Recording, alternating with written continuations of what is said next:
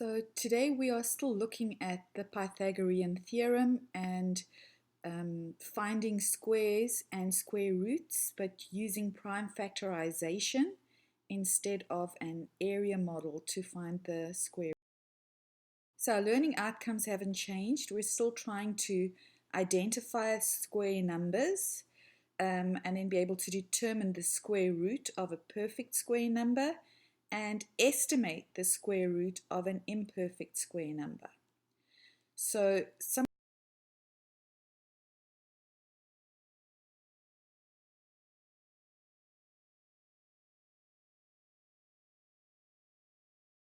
of the important key points from today's lesson. First of all, what does it mean? What does prime factorization of a number mean?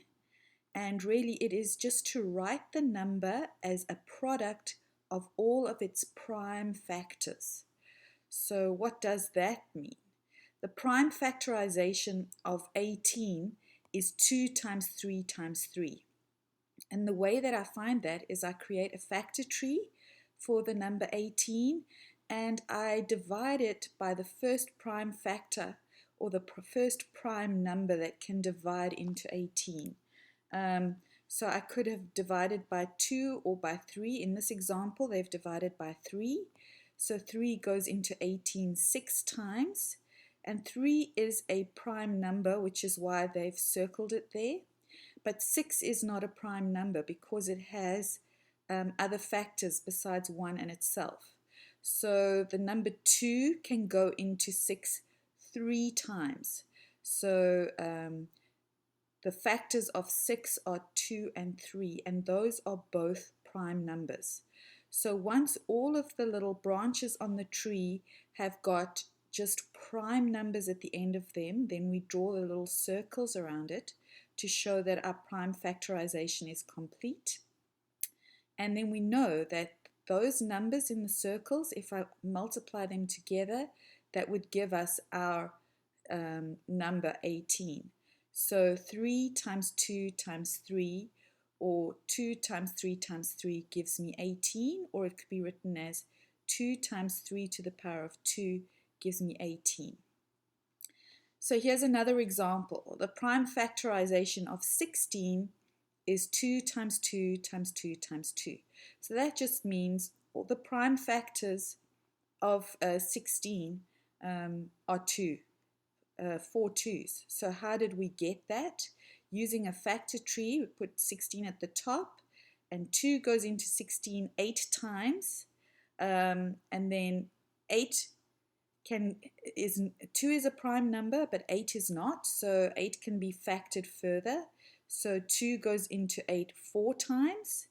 2 is a prime number, but 4 is not. So instead of drawing circles around the prime numbers, they've just colored the prime numbers blue and kept the composite numbers red. And then 4 is not a prime number, so we keep trying to divide it by primes, and the prime number that goes into 4 is 2, and it goes in there twice. And so now all of our branches are ending in a prime number, so we can see there that there's 4 2's there.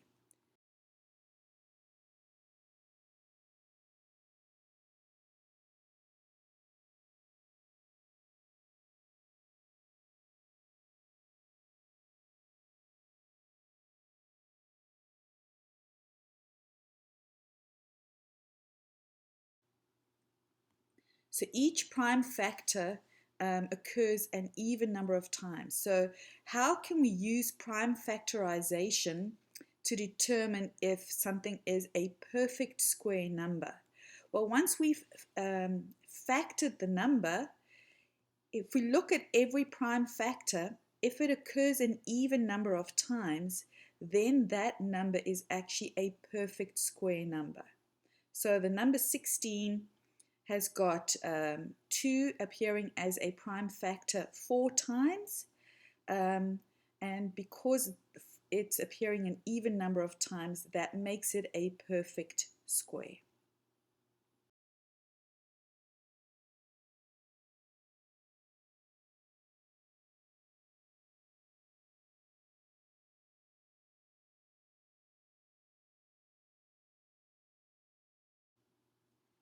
So how do we determine the side length of a perfect square number? So how do we use prime factorization to actually calculate the square root of a number or the side length of a square? So here we've got the example of the number 36. So the first step is to find all the prime factors of the number 36. So they have taken the number 36 and divided it by 2. And that goes in 18 times. 2 is prime, so we don't need to factor it further. 18 is composite, so it needs to be factored further. And 2 goes into 18 9 times. 2 is prime, 9 is not.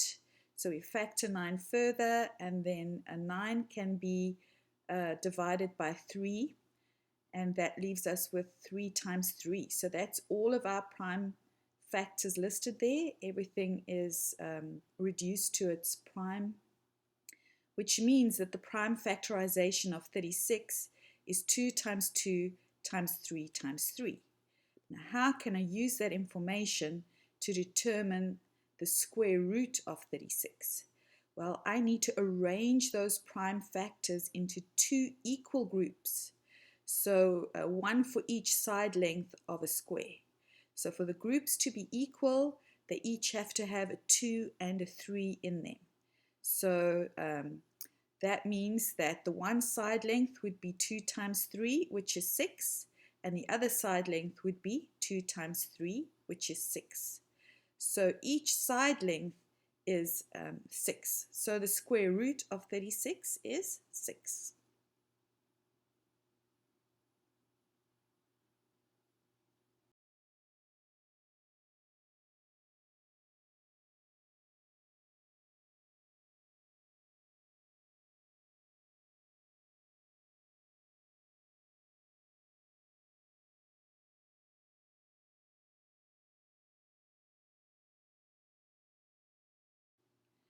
So how can we use prime factorization to identify if something is an imperfect square number?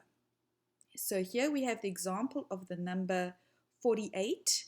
It's been factorized using the factor tree, and you can see that the 48 has got 2 times 2 times 2 times 3 as its factors.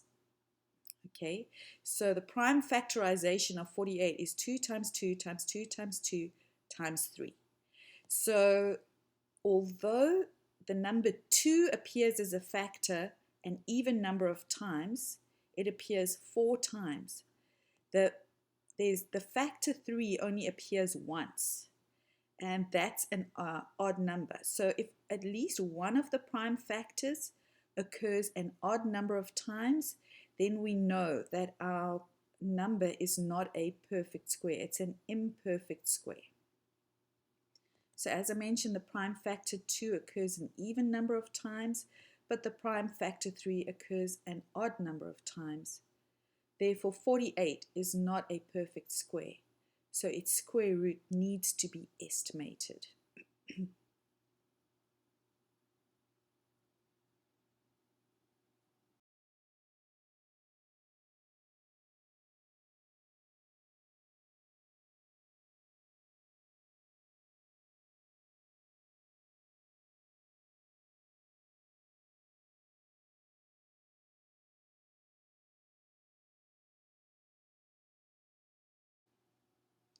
So how can we estimate the square root of 48?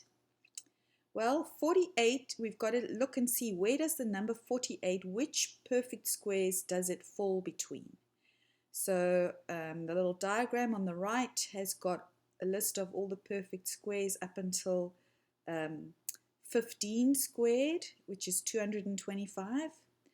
So we take a look at the number 48, and it lies between the perfect squares 36 and 49. So its square root is going to lie somewhere between the square roots of those two numbers, which is 6 and 7. Because 48 is closer to 49 than it is to 36, I'm going to estimate that its square root is closer to 7 than it is to 6. So I could estimate the square root as being around 6.9 or 6.8.